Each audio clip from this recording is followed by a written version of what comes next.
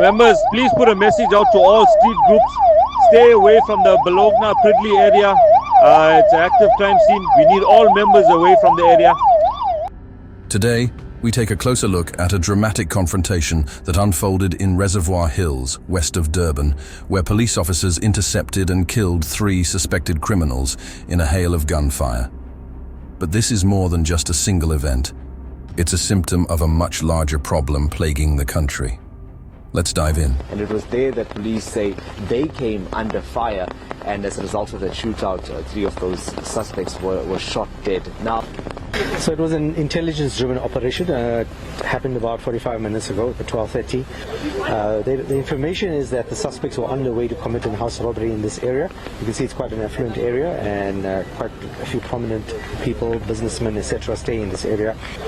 Traveling in 3 vehicles when they were intercepted by the teams. Unfortunately, the other 2 vehicles managed to flee. And they intercepted this vehicle.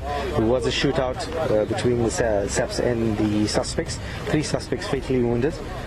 On Friday afternoon, acting on intelligence, South African police intercepted a vehicle carrying a group of armed suspects believed to be en route to commit a house robbery. The moment officers approached, gunfire erupted, sparking a fierce shootout. In the end, 3 suspects lay dead, 2 police officers were injured, and authorities recovered 2 firearms along with a grenade. But this was no ordinary criminal group. Investigators soon uncovered their ties to a series of cash-in-transit heists dating back to 2021. Experts are now, but did I hear correctly? 2 other vehicles got away. If that is correct, that's very worrying. What are police saying about that manhunt is the only way to describe it. And is there a concern this is part of a larger syndicate in the area? you are 100% correct. There were 2 other vehicles that formed part of this convoy carrying alleged gang members or part of the same gang that these suspects come from. So, as you correctly stated, yes, there will be a manhunt. Police, as part of the information that they had received, obviously then were aware of how many members were in this gang. So hopefully that will assist their search, and they would be able to then find those suspects sooner rather than later. They would. Cash-in-transit robberies have become one of South Africa's most organized and violent criminal enterprises.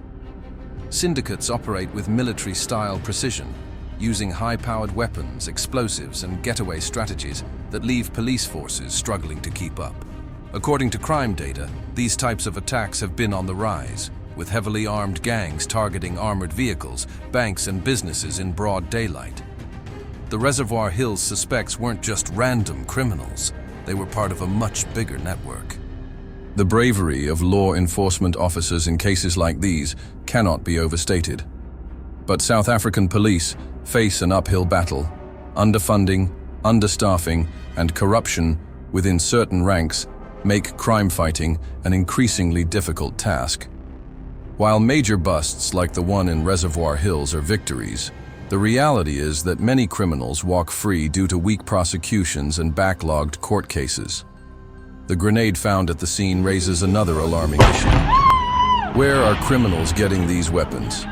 Many originate from cross-border smuggling or theft from military and police stockpiles, fueling an already volatile situation. For everyday South Africans, the fear of violent crime is a constant burden.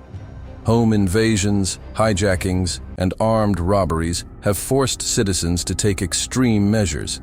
High walls, electric fences, private security firms, and even self-defense training. The rise of vigilantism in some communities highlights just how little trust many people have in the justice system. When the police fail, citizens sometimes feel they have no choice but to take matters into their own hands. So, what's the solution? South Africa needs urgent reform, better police training, harsher penalties for organized crime, and tackling corruption head-on. But beyond law enforcement, addressing the root causes of crime, poverty, unemployment, and lack of education is just as critical. Without economic opportunities, many young people find themselves drawn into criminal networks, seeing it as their only way to survive. So I can tell you it's better for me in prison. I'm safe in prison. The Reservoir Hills shootout was a victory for law enforcement. But it was just one battle in a much larger war against crime. South Africa's fight for safety and justice continues. What do you think needs to change to make the country safer? Let us know in the comments. And if you found this video insightful, don't forget to like, share, and subscribe for more in-depth coverage.